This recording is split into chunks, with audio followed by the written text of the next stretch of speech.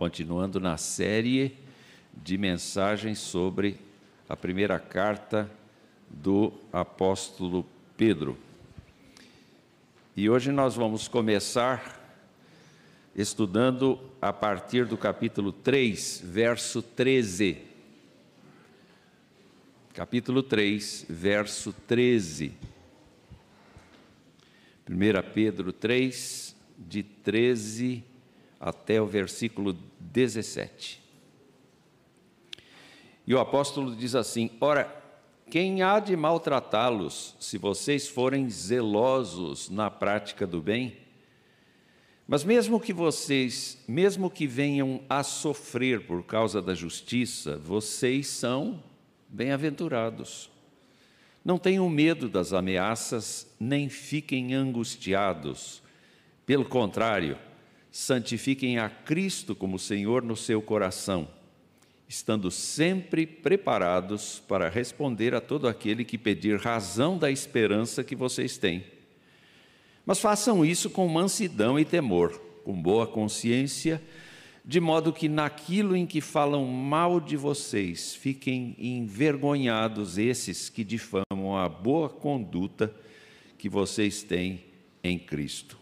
Porque se for da vontade de Deus, é melhor que vocês sofram por praticarem o bem do que praticando o mal. Nós já vimos nesta série de mensagens a respeito da conduta do crente.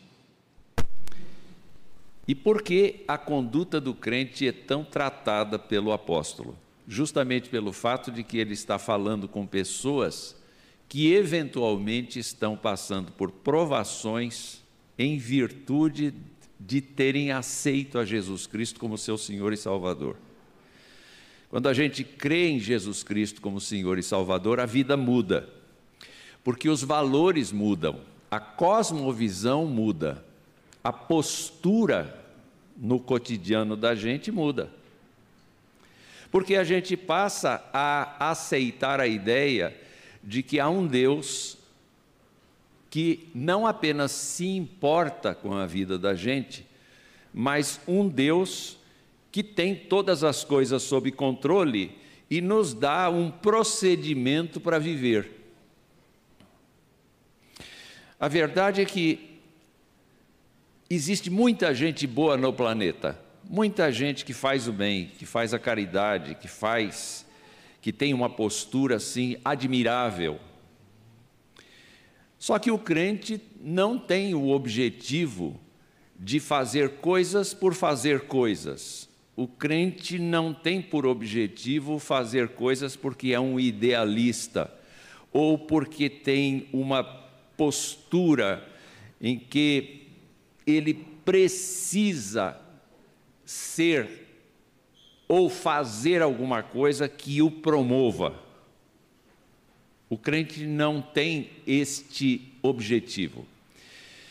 Pedro vem dizendo desde o começo que os crentes são um povo especial para Deus, geração eleita, sacerdócio real, nação santa, povo de propriedade exclusiva de Deus, e isso faria qualquer um de nós se orgulhar disso. Entretanto, o objetivo de todo esse trabalho divino é de que esses crentes proclamem as virtudes dele e não as suas. Não as próprias virtudes, mas as virtudes de Deus. Nenhum crente diria: olha como eu sou bom, olha como eu sou eficiente, olha como eu sou competente, olha como eu sou capaz. Mas diria: olha como Deus é grandioso, olha como Deus é maravilhoso, olha como Deus é poderoso, e assim por diante. Então, Pedro foi dizendo: vocês nesta terra são estranhos, são peregrinos, nesta terra vocês estão sujeitos à instituição humana porque vocês sabem que Deus está por trás da concessão de autoridade para as pessoas terem uma ordem social. Vocês, mesmo que tenham patrões que sejam negligentes para com vocês, não importa, sirvam aos seus patrões, porque vocês são crentes, porque vocês servem a Deus, e vocês pratiquem o bem. Só que Pedro começa dizendo, será que vai haver uma pessoa que queira maltratar vocês se vocês fizerem o bem? Todo mundo quer uma vida daquele tipo que se canta no fim de ano, muito dinheiro no bolso, saúde para dar e vender. Todo mundo quer isso, todo mundo quer uma vida pacífica, todo mundo quer sentar na frente da sua casa nas horas da noite sem medo de assalto. Todo mundo quer ter uma vida controlada. Mas o crente, quando pensa na sua conduta, porque é disto que trata o texto, da conduta que vocês têm em Cristo, verso 16, Pedro diz, quem vai maltratar vocês se vocês praticarem o bem? O que eu quero chamar a sua atenção é para o fato de que Pedro está dizendo, o crente não pratica simplesmente o bem. O crente é mais profundo, é mais denso do que isso. O crente é zeloso pela prática do bem. O crente está focado na prática do bem. Lá no versículo 17, ele vai dizer, é melhor que vocês sofram por praticarem o bem do que praticarem o mal. Se vocês praticarem o mal, vocês estão merecendo o castigo. Mas se vocês forem afligidos por praticar o bem, Pedro vai dizer que os crentes são bem-aventurados, no verso 14. O que é o zelo? O zelo é o cuidado, o zelo é o propósito, o zelo é a intenção. Hoje eu vou me levantar e o meu compromisso será praticar o bem. O apóstolo Paulo, quando falou do que é bem, ele disse algo mais ou menos assim, tudo que é verdadeiro, tudo que é justo, tudo que é puro, tudo que é eficaz. Lá em Filipenses ele mostra uma série de coisas que constituem o bem. O bem constitui não apenas gestos de bondade, mas inclui gestos de disciplina, gestos de exercício da justiça, gestos de reprovação do erro, gestos de postura em que o crente se mantém fiel ao padrão que Deus deu a ele. E não a condescendência com os erros, e não a condescendência com as iniciativas que vão contra a palavra de Deus. O praticar o bem significa isso. Não é fechar os olhos sem questionar aquilo que está errado. Pedro conviveu muito com Jesus Cristo e certamente ele viu, dentro da perspectiva da vida cristã que Jesus Cristo vivia, Jesus praticando o bem, curando pessoas, exorcizando espíritos imundos, limpando pessoas, fazendo com que pessoas tivessem um novo propósito na vida. Mas ele também viu Jesus Cristo não consentindo com a maldade, com a injustiça. Portanto, ele viu um Jesus Cristo não ativista, mas um Jesus Cristo focado em fazer a vontade de Deus.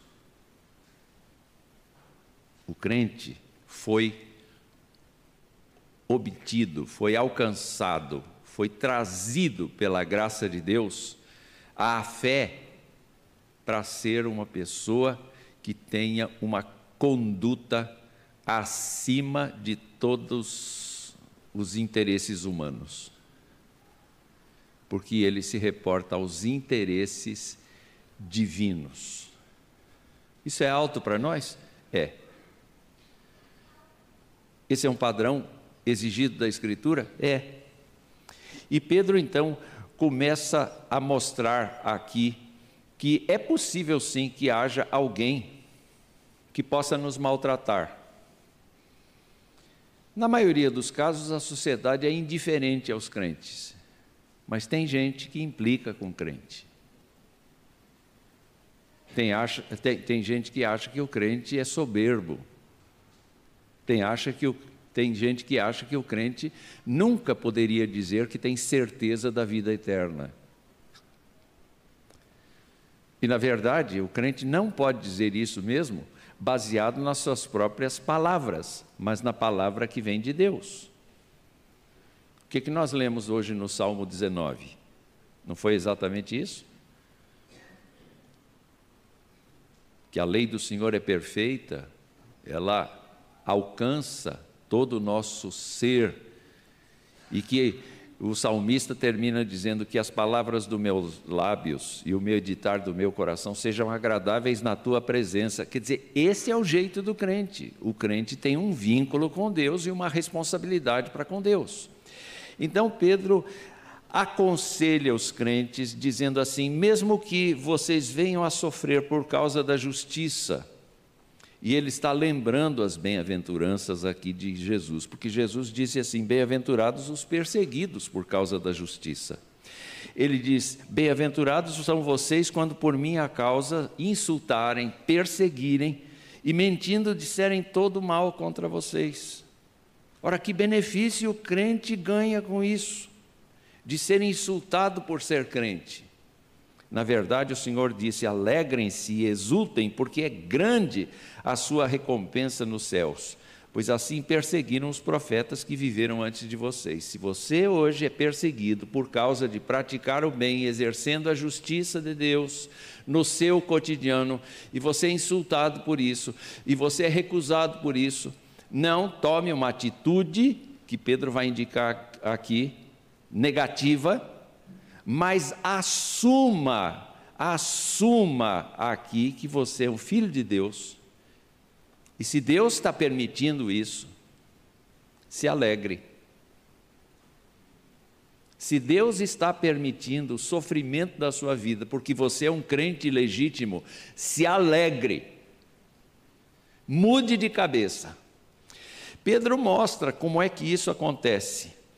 Ele diz no versículo 14: não tenham medo das ameaças, nem fiquem angustiados. Olha, quando a gente sofre uma intimidação, o nosso espírito se perturba, parece que as pernas enfraquecem. Não é verdade? Parece que tudo desmorona, porque nós estamos sendo insultados, por causa de falar a verdade, por causa de viver para o bem, por causa de fazer uma coisa boa, por causa de pregar um Deus que ama. E quando essas ofensas vêm, a tendência da gente, a tendência humana é encolher. É encolher. Pedro admitiu isto quando ele mesmo negou a Cristo. Quando ele foi intimidado pelos criados, você é um deles, ele encolheu. Ele foi até do lado oposto, porque ele acabou dizendo: sai, não conheço esse homem, e começou a falar coisas da vida velha dele.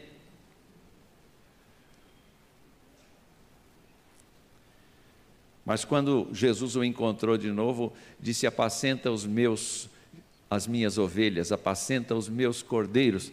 E sabe o que aconteceu, queridos irmãos? Aconteceu que Pedro, cheio do Espírito Santo, foi capaz de enfrentar as multidões, foi capaz de enfrentar o sinédrio, foi capaz de dizer: eu quero expor aqui que vocês mataram o Senhor, mas foi por vontade de Deus que o Senhor foi morto. Então vocês, a despeito da sua dureza de coração, fizeram a vontade de Deus.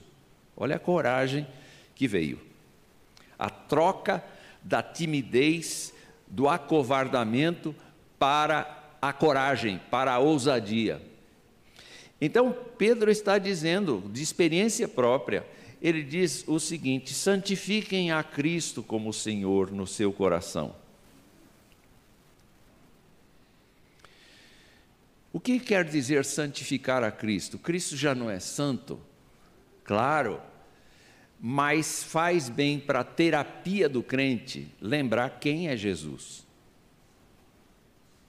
Faz bem para o crente lembrar que Jesus Cristo tem poder sobre toda a humanidade, que Jesus Cristo é Senhor dos senhores, que Jesus Cristo é rocha eterna, que Jesus Cristo é o varão de dores que venceu a morte, é aquele que está aguardando que todas as coisas sejam colocadas debaixo dos seus pés para voltar e atuar como juiz.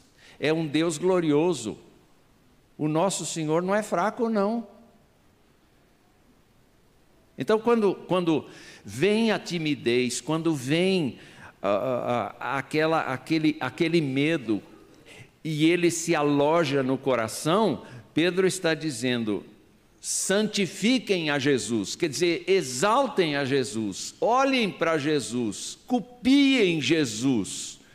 Não tenham medo como Jesus não teve, mas coloquem todas estas coisas dentro do coração, onde a timidez foi se alojar. Existe sim a proposta não só dele, como de Paulo também, no sentido de que a gente substitua no coração coisas que invadem e que vêm da natureza pecaminosa, exatamente colocando as coisas que procedem do Senhor, a palavra do Senhor, a vida do Senhor, o exemplo do Senhor. A vida dos irmãos de fé que sobrepujam as dificuldades. Todas essas coisas cooperam de uma forma muito intensa para que nós sejamos abençoados. Mas não é só isso, não é só a resolução do problema interno com relação à pressão que a gente sofre. Pedro está dizendo que a gente, além de trabalhar o nosso íntimo, santificando a Cristo no nosso coração, a gente deve ter um discurso pronto. Para qualquer pessoa que nos pergunte por que é que nós temos esperança na vida eterna, por que é que nós temos esperança em Jesus. Nenhum crente poderia dizer assim: olha, você está me pegando de surpresa, eu não estou preparado para responder. Por que que eu sou crente? Eu ainda preciso pensar. Não pode haver isso. O apóstolo está dizendo que é necessário que cada um de nós tenha na ponta da língua o que responder quando uma pessoa pergunta. E eu fico lembrando que Jesus Cristo, falando com os discípulos, disse assim: olha, vocês serão perseguidos pelos homens e vocês poderão ser levados a tribunal por causa da sua fé. Mas não se assustem. Como assim?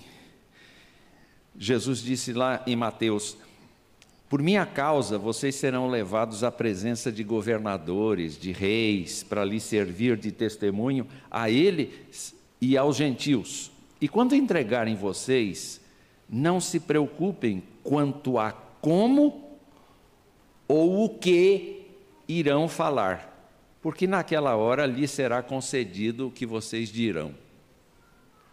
A assistência de Deus para um crente é impressionante. Porque basta o crente estar em comunhão com o divino, que o Senhor lhe dá o discurso.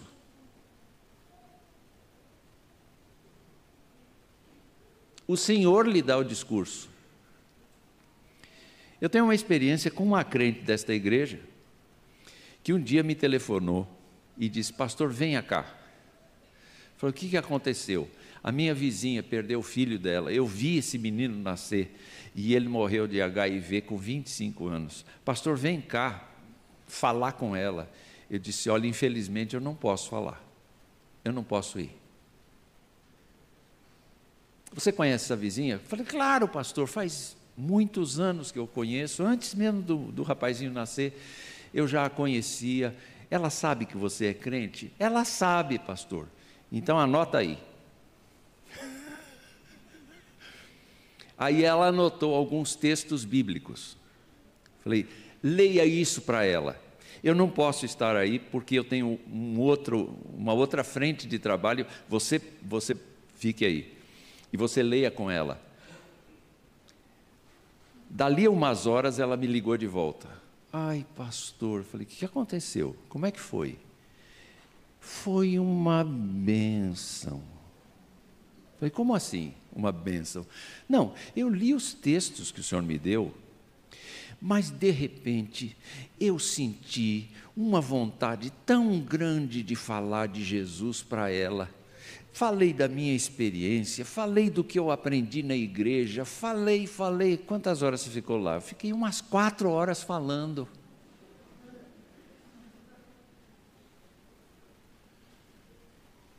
Aí eu disse assim: minha irmã, e você queria que essa bênção que você teve fosse minha. Essa bênção era sua.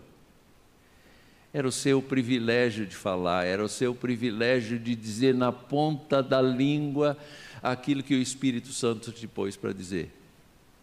E você e eu precisamos todos os dias, em vez de ficar tímidos, deixar o Espírito Santo falar. Porque quando o Espírito Santo falar, ele vai provocar na pessoa que nos ouve 2 sentimentos. Um deles é o de completa rejeição, mas é possível que seja o de completa aceitação, e a gente vai assistir o Espírito Santo converter a pessoa na nossa frente. Isso não tem preço. Mas o apóstolo Pedro diz que a gente não responde de qualquer jeito. A gente não responde acelerado, a gente não responde nervoso. Ele diz que a gente deve fazer isso, verso 16, com mansidão, com temor, com boa consciência, de modo que mesmo que as pessoas não queiram aceitar o que a gente está dizendo, não tem importância, passe por cima, seja manso, seja controlado, seja uma pessoa gentil, seja uma pessoa generosa, seja uma pessoa abençoadora. Jesus Cristo disse que nós somos sal, que nós somos luz. Nós não, os salvos são.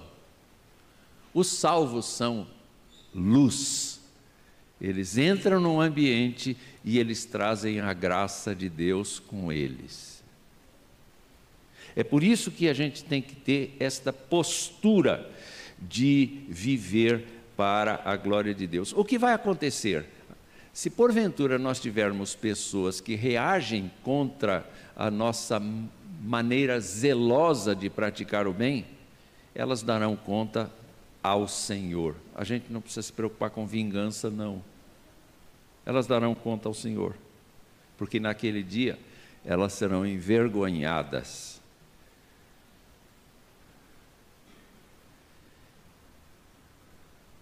O que fica para todos nós, meus irmãos, é que Deus está no controle das situações boas e no controle das situações desagradáveis. Você não pode perder isso de vista. Se você está passando por um bom momento, glória a Deus. Mas se você está passando por um momento que você está sendo injustiçado porque é um crente, não porque você é invejoso, porque você é um criminoso, mas porque você é crente, se lembre, você é uma pessoa bem-aventurada, diz o texto, você é uma pessoa que está debaixo da vontade de Deus. Terceiro, você é uma pessoa que está sendo lidada, trabalhada pelo Espírito Santo do Senhor para perseverar. Então, insista na sua fé em Jesus Cristo. Este é o conselho que o apóstolo Pedro nos dá para esta manhã. Que Deus nos abençoe.